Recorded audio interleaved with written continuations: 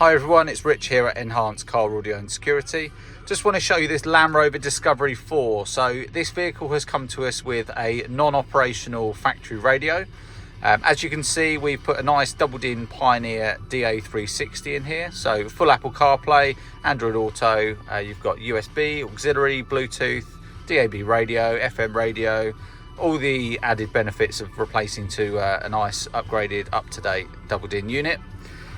This vehicle has Harman Kardon Logic 7 surround, so you've got an amplifier under the seat. There is currently not a lead available for this vehicle, so we've had to doctor a cable together in order to get audio. So we've retained front end audio, rear audio, as well as subwoofer.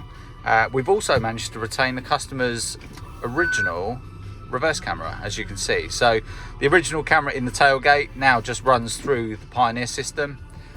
All the steering wheel controls work, so you've still got volume, mode, skip search, obviously, as well as having the up-to-date unit now in the dash.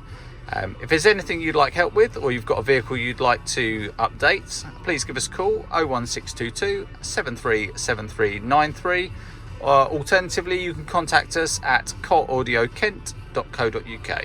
Thank you.